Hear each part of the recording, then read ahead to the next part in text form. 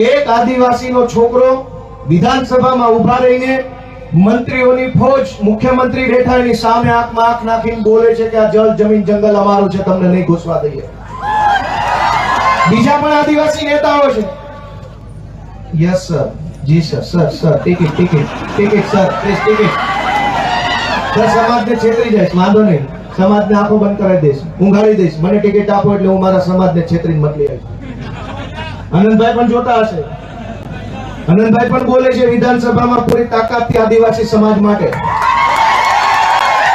એ ચૈતરભાઈ ની બેરી બાજુ બેસે. દોસ્તો, બે ત્રણ માણસ બધ્યા છે. ગમે તેટલી મોટી સરકાર હોય એની સામે પણ આંખમાં આંખ નાખીને બોલવાની હિંમત રાખે છે કે તું જે હોય તે, હું મારા સમાજ માટે બોલવા અહીં આવ્યો છું. દોસ્તો, તું જે હોય તે, સરકાર હોય તો ભલે, રાષ્ટ્રપતિ હોય તો ભલે, ને તું મોટી તોપ હોય તો ભલે. મને તો અમારા આદિવાસી સમાજે, અમારા ખેડૂતોએ મત આપ્યા છે તો હું એમના માટે બોલતો રહીશ. આજે હું પણ, મને મત આપનાર ખેડૂતો છે, કાઠિયાવાડના ખેડૂતોએ મને ધારાસભ્ય બનાવ્યો, આદિવાસી સમાજે ચૈતરભાઈને ધારાસભ્ય બનાવ્યા. અમને મત આપનારા લોકો માટે અમે બોલતા રહેવાના, લડતા રહેવાના અને ક્યારેય નથી ઝૂકવાના, એ સંકલ્પ અમે લીધો છે. દોસ્તો,